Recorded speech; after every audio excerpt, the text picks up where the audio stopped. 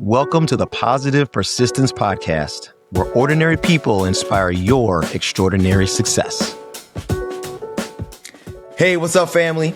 Our guest today is a remarkable leader whose journey has taken him from commanding Navy SEAL combat operations in Iraq to becoming a trailblazer in the tech world.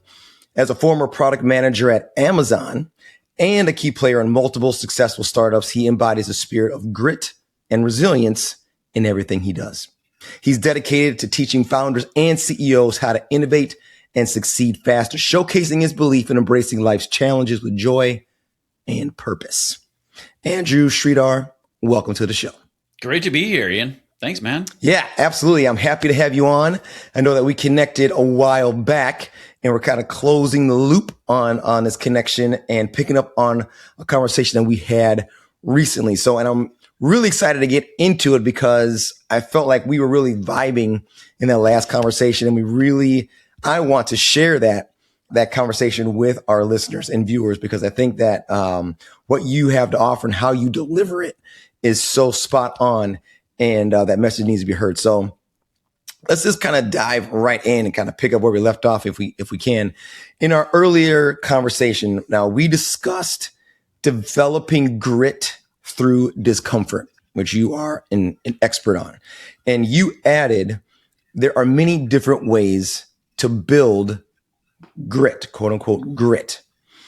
Can you share a specific technique or practice in your experience that has worked for you? Yeah, we were definitely vibing that first conversation. Mm-hmm. I look forward to continuing it here. And I'm going to take a step back from the question, if you'll permit me here. For sure. First, we need to start with what grit actually is. Unlike most people who try and have the answer for everything, I value powerful questions more than answers, and defining grit is really tough. I don't pretend to have the final answer on that. Mm-hmm. But, we could loosely say it's your ability to keep going in the face of adversity. Right. A closely related concept to that is resilience. And a lot of times those two terms get mixed, conflated in the public discourse. Resilience, I think of as your ability to bounce back. They are separate, but very interrelated. For instance, you could keep powering through on things that you don't enjoy or that you even resent. And certain people among us, all your type A listeners, their ears might perk up here, can relate to that, where it's just like means to an end, and a sense of responsibility and duty and character building just for its own sake. But if you never stop to reframe your relationship with the work you're doing such that you can kind of either let it roll off your back or where you actually start to enjoy it, then all of that negative stuff is going to build, and where you'll eventually break, and probably harder than the person who maybe took more pauses and exhibited a little less what we would consider in a very bro sense grit, but they're running a marathon, right? Mm-hmm. And they might realize that. And so if we talk about resilience practices, the term that sounds really more feminine and a little more towards the woo side would be soothing or self-soothing, right? Like, I don't know. As a guy, that term, it's just like, like that's my internal reaction. But that's what we all humans, regardless of gender, need to learn how to do. Yeah. You asked for one practice. I might throw out a little bit of a grab bag, which is at the root, what we want is presence. We want to be able to just immerse ourselves in the moment at the present time, not worry about the future, which is anxiety, not ruminate about the past, which is depression, and to just sit with ourselves in a state of what's known as non-judgmental awareness about ourselves and about what's going on around us. And so in order to cultivate that presence, there are a bunch of techniques, many of them very, very, very old, way before the social media, which I am a part of now, in terms of, giving people hacks and, as Tim Ferriss used to call them, tips and tricks, right? Like listicles of things, but like meditation, right? Buddha and other people probably before him discovered meditation as a critical unlock, regardless of what your faith or spiritual system is. Buddhism and Stoicism have a number of practical tools that anyone can take. And meditation is a huge one of those. Walking, journaling, breath work, which sounds woo. It's kind of, in my opinion, a very stupid term for something, but very closely related to meditation. All these things help us be present. If you want to get really sciencey about it, because science sells, right? So if you're writing social media posts, add some science, it'll instantly do better. Even if you're saying the same thing, what you're doing with all this is you're improving your parasympathetic tone, your parasympathetic nervous system, which helps you recover from those arousal states that are, arousal states can be positive, but most of us in modern society are plagued by arousal states that are negative. Yeah. And that's something I want to touch on a little bit later, because that's something that we talked about earlier that I want to pick your brain about more, about those arousal states. Now, anyone who's been listening and watching this show long enough knows that I am all about the woo-woo, Andrew. I am all about that. So, I think that's one of the reasons that we connect and vibe, is that we're not always about the alpha bro code that is out there for men to latch onto and feel comfortable in, and sometimes we do need that, but that is not, I'll speak for myself anyway, that is not, I am all about the softer side and the woo-woo. So I embrace it. We talked about something else earlier, and you emphasize the importance of improving self-worth as a foundation for resilience. And I wanted to ask you, why is that? Sure. I work with people who are often elite in my tech career, post-SEAL teams, as well as Wall Street briefly, where I traded commodities. And then now in my practice, working with high-performance companies and founders, CEOs, my coaching practice. And people ask me, like, for coaching, are you a business coach? Are you working on leadership? Or are you a life coach? And it ends up being all of those things. And because so much of what's holding us back in business, just to isolate that, is a result of problems internally, problems with our mindset, right? Like, we still have it. You might need to bring me back. I'm going on a little tangent here.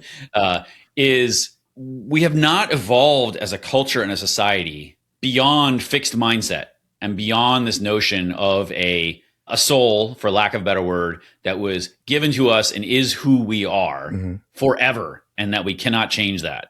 And that's kind of what so much of our civilization and the way we behave and the way we think is based on.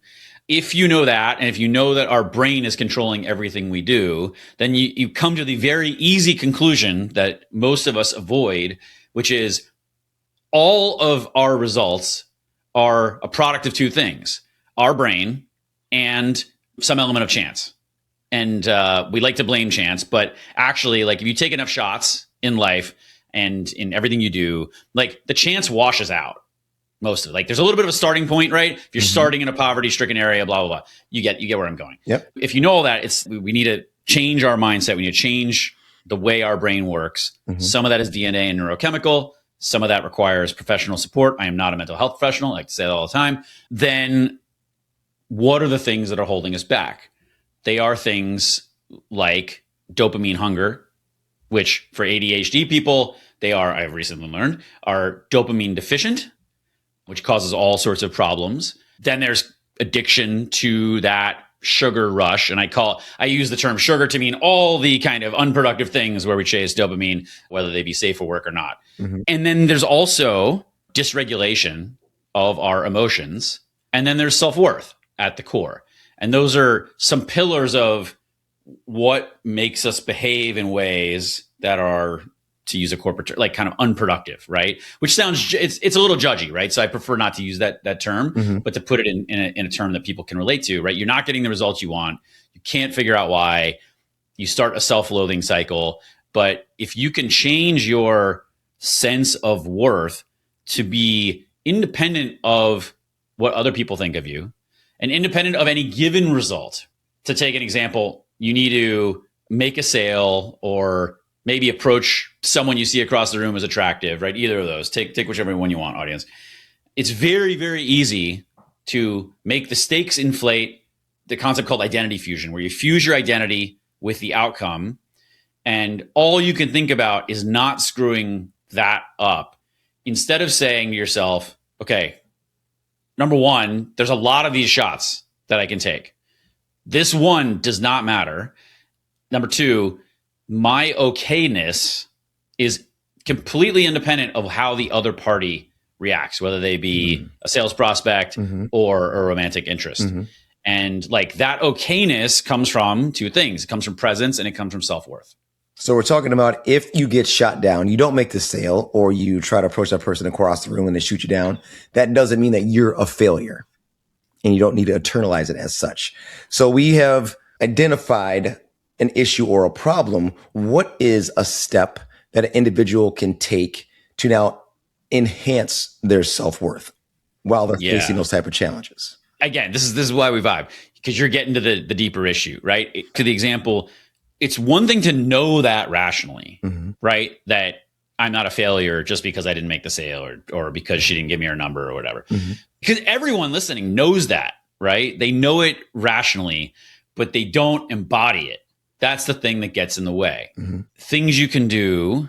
First of all, a book that I really like on this, I give book recommendations all the time. A lot of people are familiar with Naval Ravikant, Silicon Valley entrepreneur and kind of a super guru within this tech startup world. So Naval Ravikant has a brother, Kamal Ravikant, who's successful in his own right. He just doesn't do as much social media, I think. Kamal Ravikant has a book called Love Yourself Like Your Life Depends on It. There it is. Love yourself like your life depends on it. That would be one thing. Number two would be, even though I listed them as separate things, the presence and self-worth are actually related. The more you can be present, the more these negative emotions don't bother you as much. And you start to interrupt, rather, like Viktor Frankl in Man's Search for Meaning talks about this, like interrupt the negative loops that are in your head and then any negative stories that you tell yourself. Another thing would be, you asked for one step. I apologize, Ian. But I will also say, like, give as many as you can, Andrew. We're all all listening. Get rid of toxic people in your life. Get away from toxic situations, right? And it's easy to say, and I know we're in quote unquote this economy, but if you're in a job that you hate and that no one appreciates you, and no matter what you do, your boss is going to be down your throat, of course you're going to feel crappy. You might be really smart and you might work really hard and you're just like, why can't I make this work? Sometimes you just got to find something else. And sometimes giving up is okay. So get away from those negative situations. Charlie Munger, Warren Buffett's partner, insanely smart guy, talks about inversion.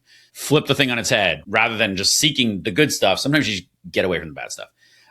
Sorry, I had one more, which was familiarizing oneself. This doesn't work for everybody, but familiarize oneself with cognitive behavioral therapy. So there's a book called Feeling Good by Dr. David D. Burns.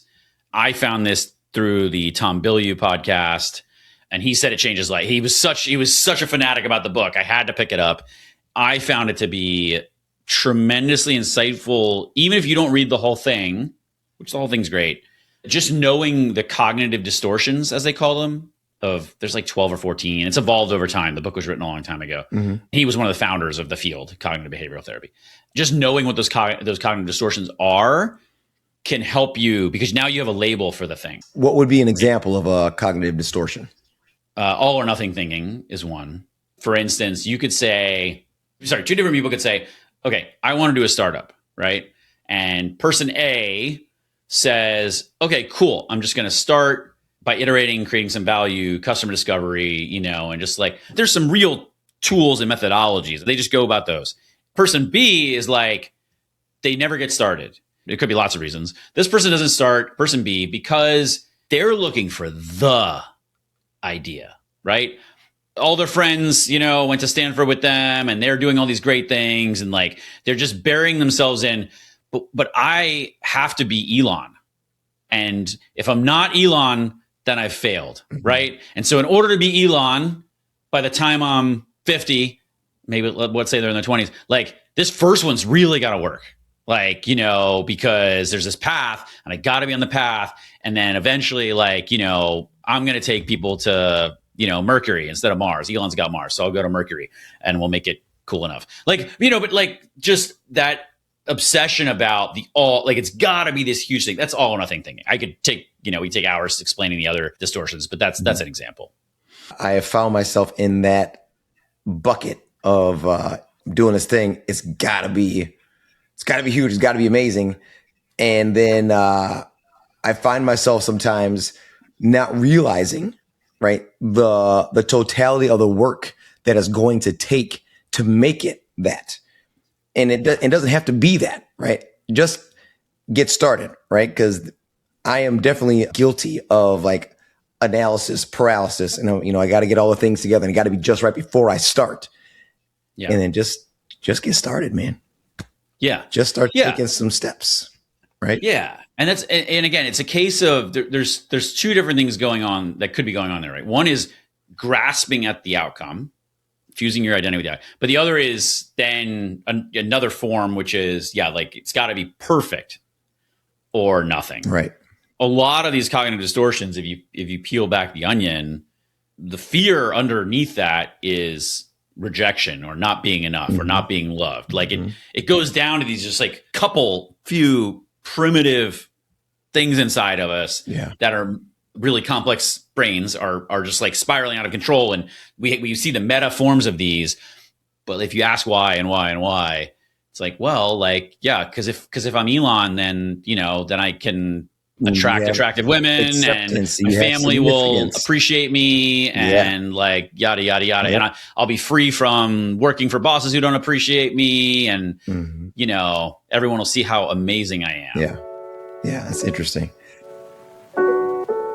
If you're listening to this, there's a good chance you're what I call a sidelined achiever. You know you're capable of more, but right now you feel stuck, a setback, or like life has benched you. Maybe it was an injury, a diagnosis, a layoff, a failed business, or maybe even a broken relationship. Something knocked you off your path and left you wondering, what now? How do I even start moving forward again? You're fed up feeling this way, but you don't have a clear roadmap out. Here's what I want you to hear. You are not broken. You are not done. You are not disqualified. You're just sidelined. And sidelines are where legendary comebacks are built.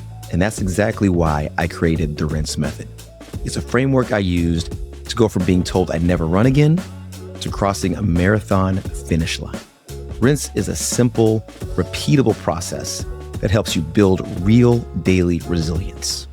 Turn adversity into momentum, tap into the strength you already have, and hold yourself capable doing what once felt impossible. If you're tired of being stuck and you're ready to create your comeback, not someday, but starting now, head over to watchmemindset.com. Let's hit the rewind button here for a second, and let's go back to talking about negative arousal.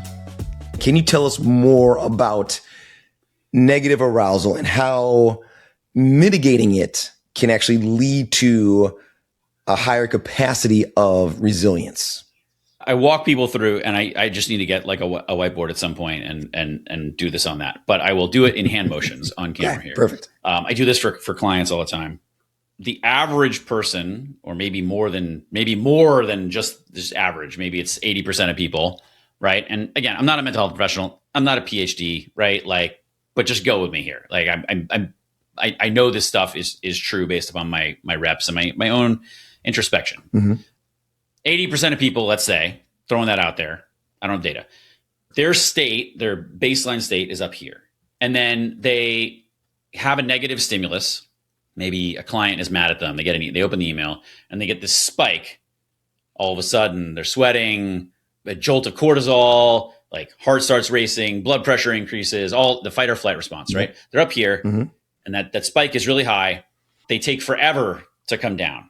They deal with the client, they deal with their boss, but like this thing's nagging at them all day, right? They get home to their spouse and their kids and they're just irritated. The next morning on the drive to work, they're thinking about it and like all the reasons the client is wrong and what is it going to do my promotion, blah, blah. It takes them forever to come down, right? And then before that even comes down, something else happens and there's another huge spike and they're trapped in this like frequent, very high amplitude spikes of arousal and from a baseline that is not healthy. Whereas for someone who has strong, I don't know if that's the right word, parasympathetic tone, where they are present, where to take some markers, like their heart rate variability is high, they're getting good sleep, right? If we want to look at metrics, their baseline arousal state is down here. Some of us know these people. It's hard when we're stuck in it to see that we are effed up. And it's also hard for us to pick out the other people who are effed up, right? We're all just up here. But like, we could probably, even if we're up here, think of the person who, that like VP, like when someone like came in screaming with a fire, they were just calm. They took a minute, like they went around the table, thought what everyone's thinking, like it's going to be okay. Like, whatever, people in our community, I don't want to make it just about work.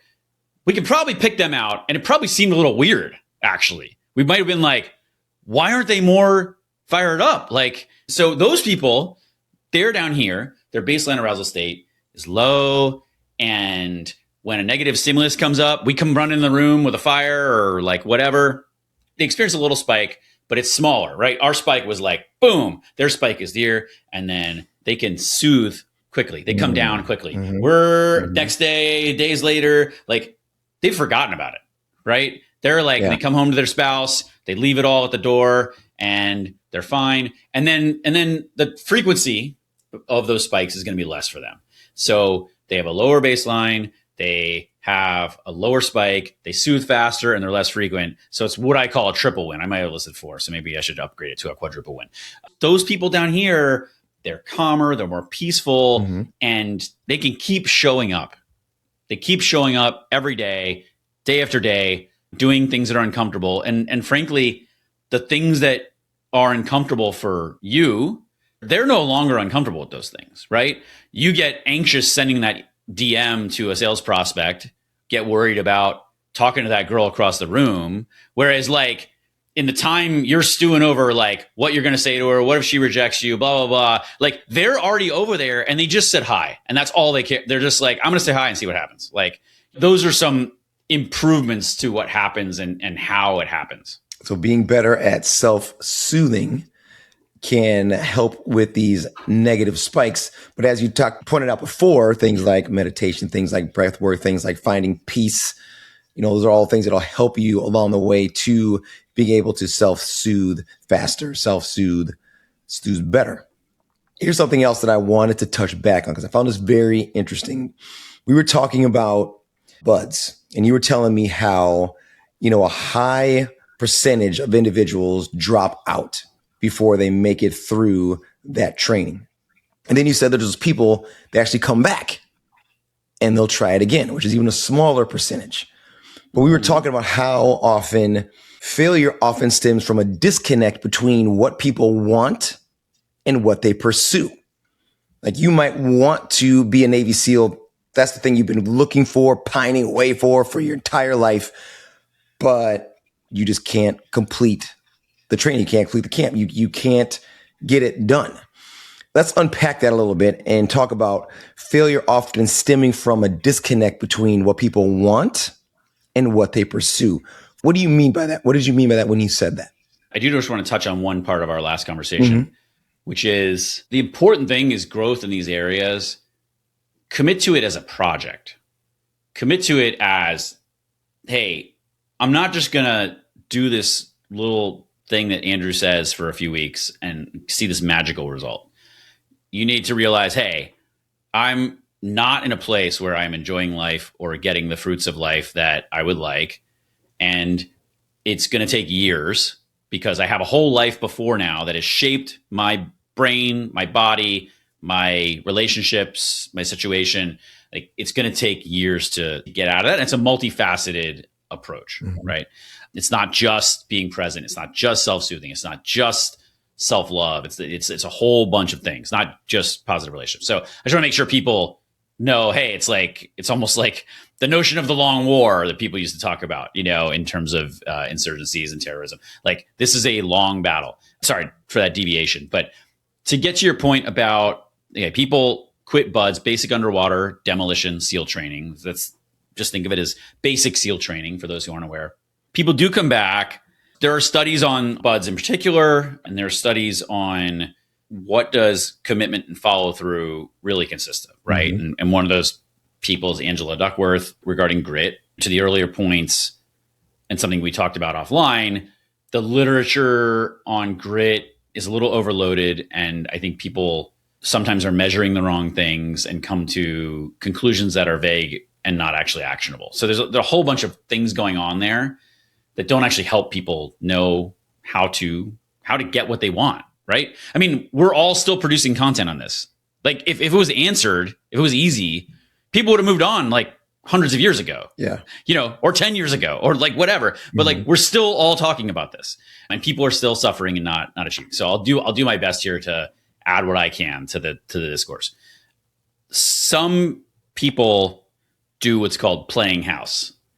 And I borrow that term from Paul Graham, investor, founder of Y Combinator, co-founder, again, another Silicon Valley guru. And playing house is a term that I don't know if he coined it, but the venture capitalists use for founders who they say all the right things. They might have the right pedigree. They might have a great idea, but they're not doing the stuff that you need to do to build a company, let alone a successful one. Mm-hmm. They might be great at like filing the LLC, right? And they know like what kind of tax strategy they have. And like they know what their logo is. Like, do they know how to build a good product and serve it to customers? And are they actually doing that? Are they spending their days and nights doing that? Similarly, you could play house with your dream. You want to be an actor? You could play house doing that. You could move to Hollywood. You could wait tables, go to auditions. But at the end of the day, is it truly something that is motivating everything you do, right? Mm-hmm. And are you going to stop at nothing to achieve it? Doesn't mean you're going to succeed. It's not guaranteed, right? This is not a prescription, right? The guys that I graduated BUD/S with, or let alone, let's just talk about Hell Week, right? 6.5 days of perpetual misery.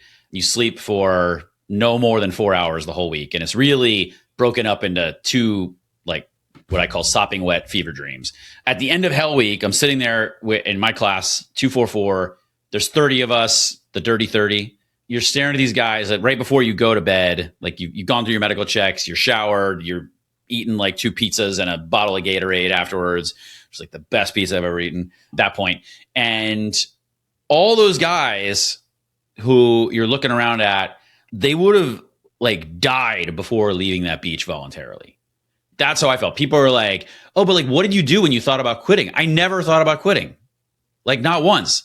There was no way. Stuff sucked really, really, really bad, but I never thought about quitting. And that's how I didn't quit. Other guys may have different takes on this, but that is like my firm belief. Mm-hmm. Whereas the guys who came in, it's crazy to think about. It kind of breaks my heart, right? Like, they thought they wanted to do this. They staked their reputation on it. Like, they're brothers and their friends and their girlfriends and all the people, their coach in high school, and like all these people, like they're all rooting for them. They're like, Danny's going to be a SEAL. Like, isn't this awesome? And then they get there and they go through this stuff. And at some point, relatively early on in training, because that's when the quits happen, they go and they hang their head and ring the bell that follows us everywhere. And they ring it 3 times, and they have to take their helmet and put it in this long line of helmets of people who quit.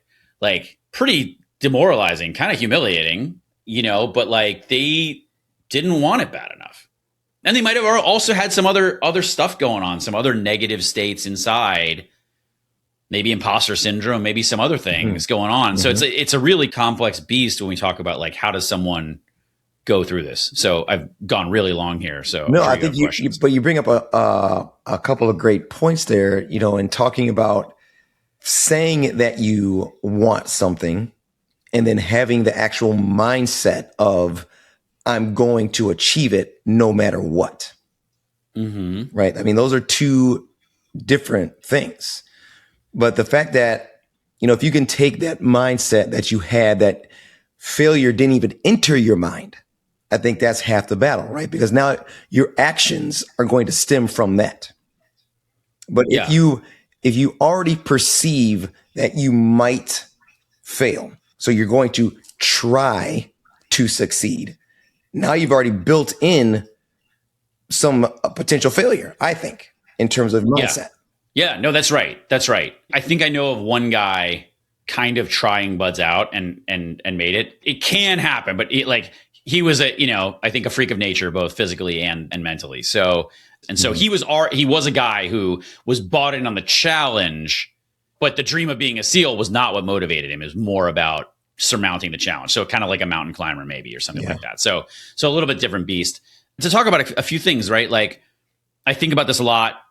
I interviewed one of my former professors, Mike Norton, from Harvard Business School, on my podcast to talk about, well, among many other things, like the nature of commitment or conviction, if we want to call it that.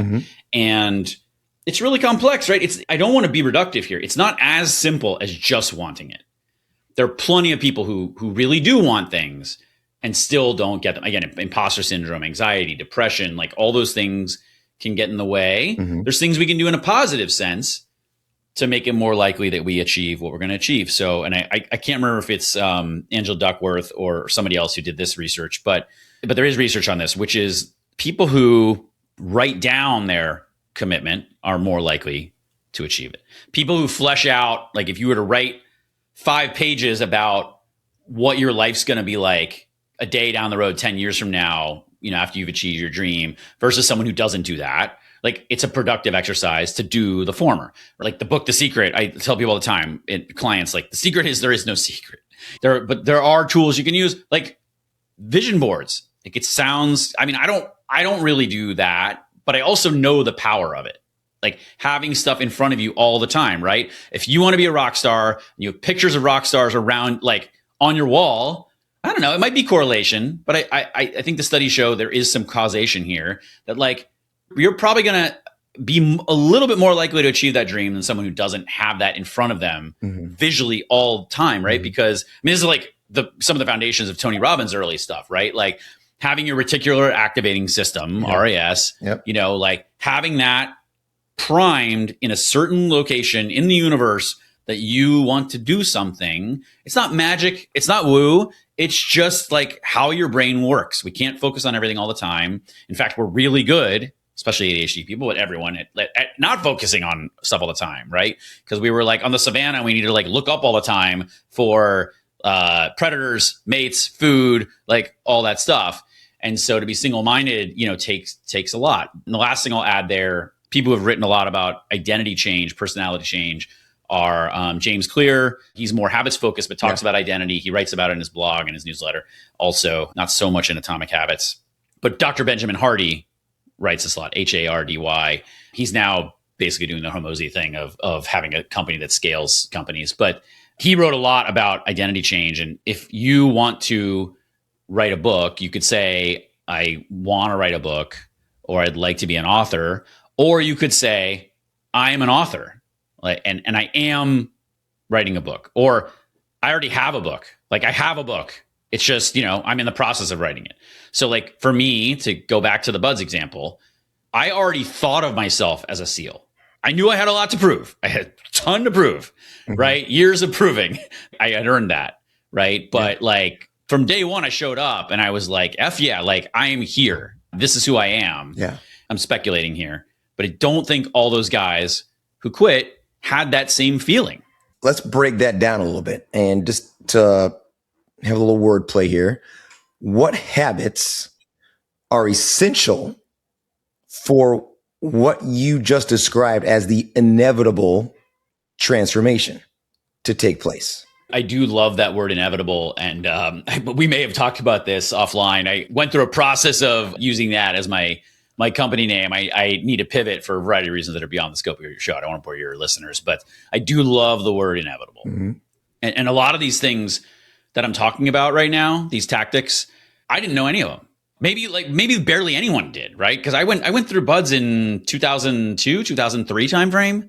Like I'm a very different person, right? I was in my early 20s, and a lot of this literature, these studies, stuff like this in the popular consciousness about identity change and habits and follow through and grit, like they just weren't around. Mm-hmm. But I realized that, hey, either I implicitly did some of them, or if I went back, I would definitely do some of them. So simply saying out loud, and I think out loud or writing it down, but especially hearing yourself say, like, I'm an author. Because for a variety of reasons, but like as you articulate, you're cementing that. Having it in the present tense makes it real, and hearing it, it's like another person is saying it. That helps a lot. There's another related trick, like Kobe Bryant used to refer to himself in the third person as Black Mamba. Black Mamba, yeah. Right?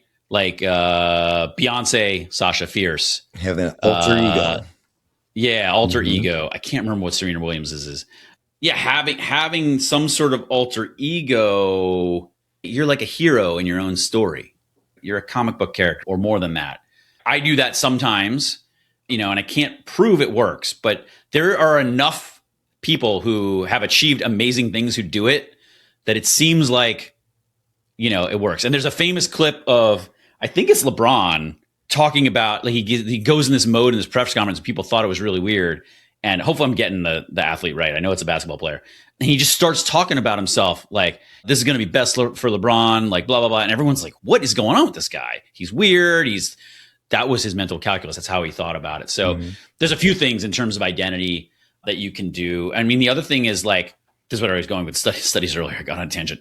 If you think about all the hard things that it's going to take to get there, you're way more likely to actually get there.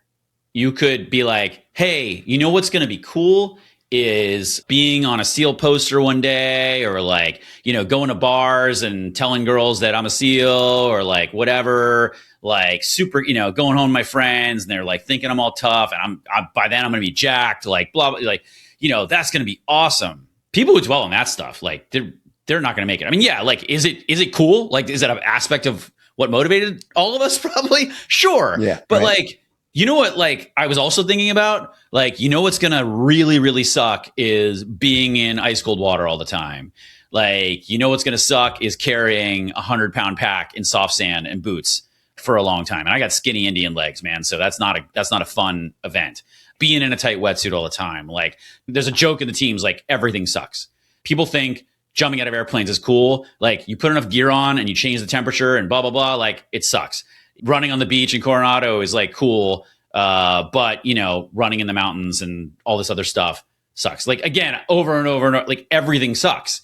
I think the big marker of whether a dream is meant for you or vice versa is whether like you love the suck. Yeah. Yeah. You could like want to be a rock star and just think about groupies and whatever else you're going to get off on. And like, everyone's playing you on Spotify and, oh man, it's so cool.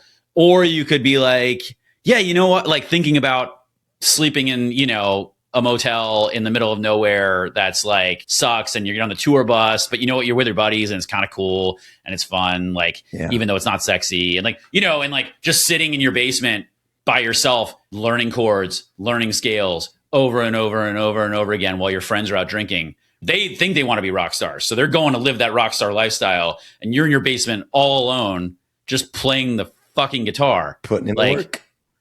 Yeah. Embracing the suck is what I like to call that. And, one of the things that we talk about in positive persistence is expecting your journey to suck, knowing that is going to be a part of it. And I think that when you do that, you start to create mental fortitude for yourself. So when adversity does come, you're ready for it. Like, you expected it to be hard. Like, it wasn't supposed to be easy.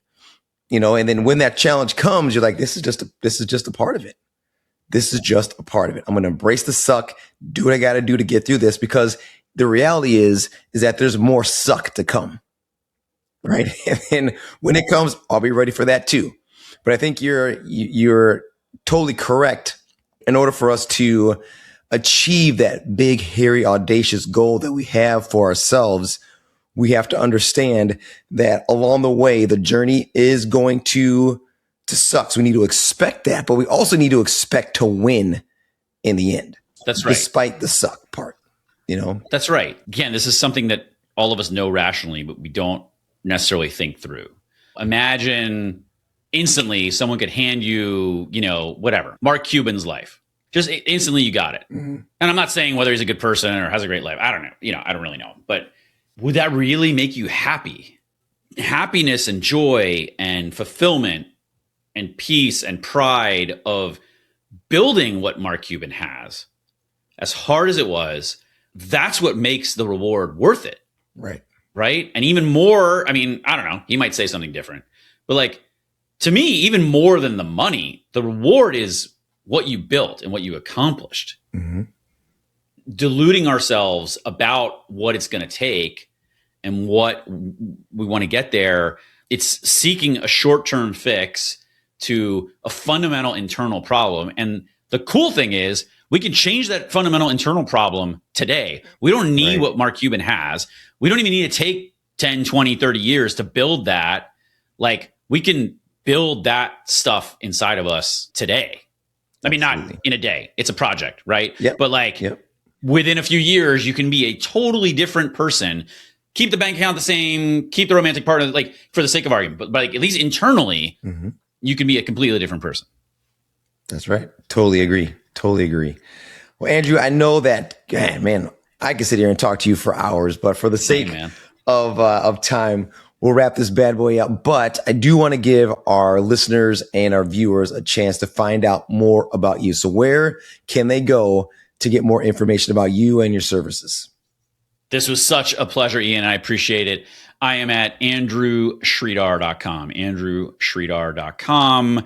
The last name is spelled S as in Sam, R-I-D as in David, H-A-R. That's what my dad used to say all the time on the phone growing up. I am also Andrew Sridhar on Instagram and LinkedIn. Those are primarily the places that I post. So do executive coaching for founders and other ambitious folks. And really I'm putting a lot of my presence into speaking. So if folks have an event, a conference, company offsite, mm-hmm. that sort of stuff, I would love to talk and share my message with folks. Awesome. We will make sure that we put all those links in the show notes. And Andrew, again, I want to thank you for taking the time out to being on the show. And I want to also thank our listeners and viewers for tuning into this episode. We'll wrap it up like we always do. Stay positive, stay persistent, and know that mindset is everything. And we'll see you next time. Thank you for tuning in and being part of the Positive Persistence family. We're having a great time creating this content, and we truly hope it inspires you to embrace positivity and persistence in your own journey. If this podcast episode inspired you or entertained you, scroll down, hit those stars, and leave a comment or two. Your 5-star reviews and shares encourage us and help us grow the show.